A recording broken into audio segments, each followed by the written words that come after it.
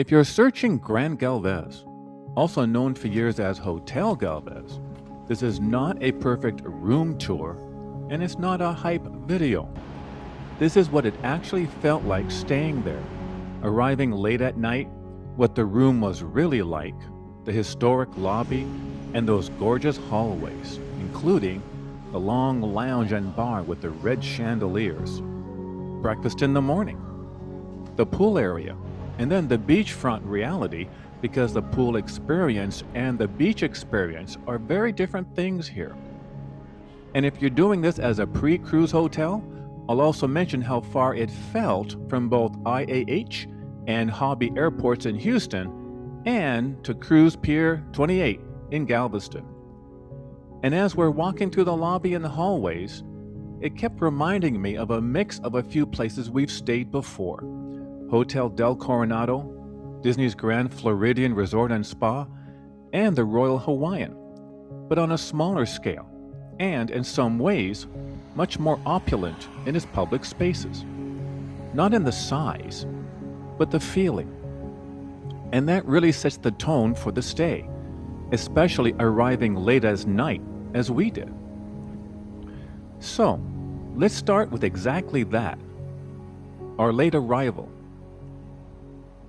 We got in late, the kind of late where you're looking not for a grand entrance, you're looking for calm, quiet, and a bed.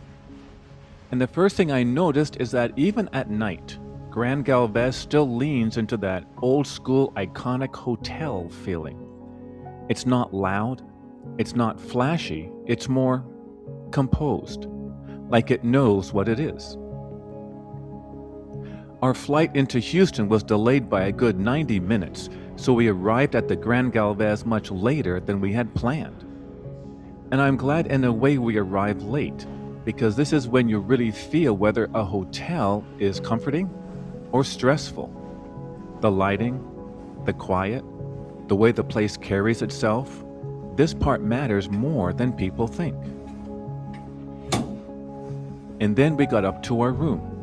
I want to show you that because, honestly, the room was a little surprising. Okay, real talk. The room we were assigned, room 300, was at the end of one of the hallways. It was smaller than I expected. Not bad, just smaller. And this was a free upgraded room we received notification of that morning. And the expectations of the size of the guest room to which we were assigned matters, because when you hear Grand Hotel, you picture these sprawling rooms with endless space, and that's not what we had. But here's the flip side. It was nicely appointed. It felt cared for. The finishes felt intentional, not tired. And for a one-night stay, especially pre-cruise, it worked. Now, the Mixpresso coffee machine was a surprise. To be candid, all we want first thing in the morning is a simple cup of coffee without any stress of figuring out how the hotel room's coffee machine works. I gave this one a pass and waited for coffee at breakfast. What I especially appreciated, however, is that the room actually functioned. Nancy worked most of the morning after breakfast, right at the desk in the room. And that's a detail you don't see in many hotel reviews, whether the room supports real life, not just vacation life. If you're staying here and you need to answer emails, do a little work, or just have a comfortable place to sit and reset before a cruise, that part was a win. The shower was, I admit, a little confusing at the start on exactly how to work it. But after a few minutes of trial and error, we figured it out how to take a shower, as silly as that sounds. Now, let's head down, because this is where the Grand Galvez really shows you who it is. This is the soul of the place.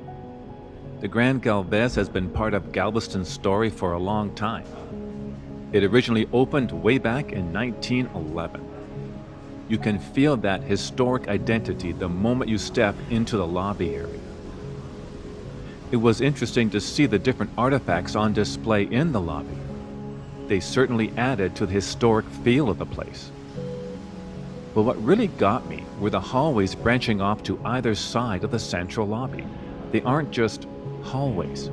They feel like part of the experience, almost like you're walking through the hotel's personality. And I have to call this out specifically. That long lounge and bar with the red chandeliers you see here, that space is one of those areas that makes you slow down without meaning to. You stop. You look around. You soak it in. It's dramatic in a classic way, not in a Vegas way. Although that neon cowboy sign at one end of the lounge did bring a smile to my face. If you're coming here for the historic Grand Hotel feeling, this lounge bar area is one of the strongest pieces of evidence. And by the way, the hotel has been through a major refresh recently, and I'll talk about that later. But the key point is, it still feels like Grand Galvez. It does not feel like a historic hotel that got stripped down to something generic. Breakfast here felt calmer than I expected. This is where I always pay attention to the pace.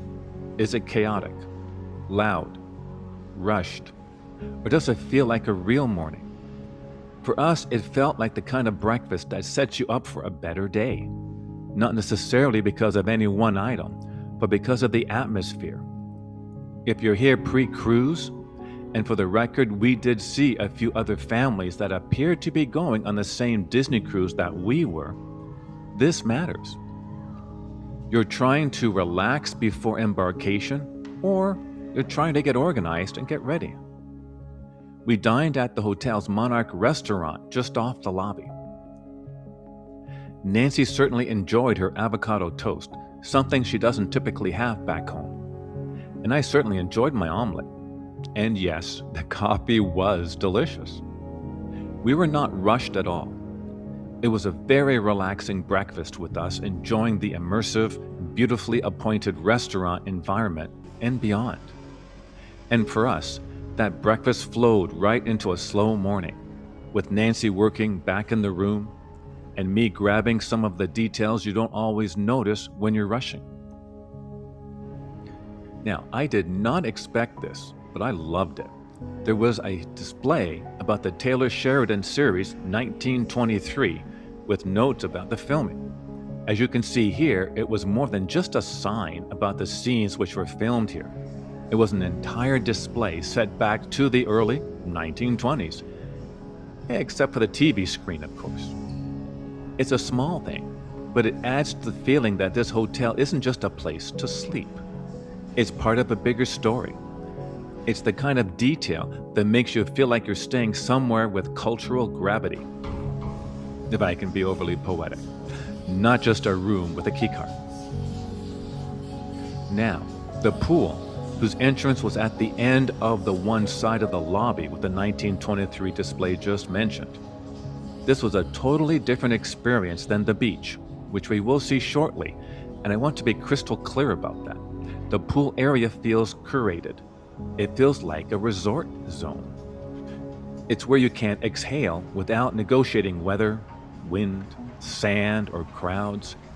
If you're the kind of traveler who wants the option of beach vibes, but you actually relax mostly by a pool within a controlled environment, this is your happy place. And this is just where the hotel starts to make more sense as a stay for the experience property, not just a pre-cruise sleep stop. The numerous bar stools in the pool by the bar were so great to see. My only disappointment was that the weather was not calmer and that we were not staying here for a second night, so Nancy and I could have relaxed outdoors here. Okay, on to the beach access. This is not the same thing as a private beach resort where you step out and you're instantly in a calm, controlled beach environment. Here, you're crossing the street called Seawall Boulevard, which runs all along the beachfront as you can see here. And that changes the feel. It's still absolutely doable, and it can be beautiful, but it is a public beach experience, and it's shaped by the day you get. For us, it was foggy, and honestly, I didn't mind it too much because the focus of this trip was not Galveston, but our cruise, which was departing from Galveston. I walked across the road, I did the beach walk, and then turned back towards the hotel. And that's the moment where you really see what beachfront means here. The hotel as an icon facing the Gulf, but the beach experience living on the other side of that seawall environment. I was disappointed a little, as there was a sign prohibiting swimming in the water. I was not planning to do this, and it's just something you should be aware of ahead of time. So if you're choosing Grand Galvez specifically for beach chime, just know the pool is the resort experience. The beach is the Galveston experience. Seeing the hotel from the outside helps put everything into perspective, I think. It has presence. It looks like what you think a historic grand hotel should look like. And it sits right where you want it to sit if your goal is that classic Galveston seawall feeling. Walks, views, and a sense of place. And speaking of sitting, yes, off to one side of the main entrance were these lovely white rocking chairs, which, if it had been a tad warmer and a tad less cloudy, I just might have spent some time relaxing here. Now for the practical question. Is this a good pre-cruise hotel?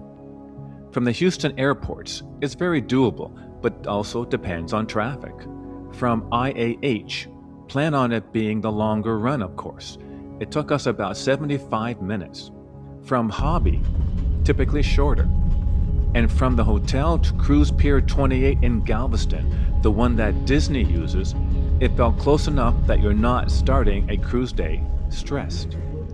And that's the real value of a pre-cruise hotel in our opinion. You're buying a calmer embarkation morning. So the question becomes, do you want a basic overnight stay where you want to leave because your vacation has not started until you board your cruise ship? Or do you want a memorable overnight, one in which your vacation actually starts before you board your cruise ship? So, is the Grand Galvez worth it? If you want a modern, spacious room first and foremost, you may or may not love it, because our room, as mentioned, was on the smaller side.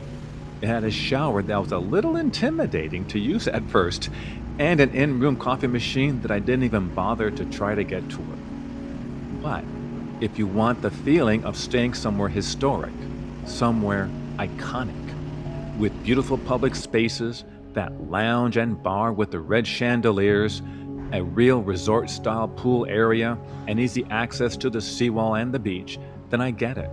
I get why people choose this place. For us, it felt like a classic Galveston experience, and it made the night before the cruise feel like part of the trip, not just a logistical stop. If you have stayed here, please share with us your experience at Grand Galvez, and if you agree or disagree with us, and why.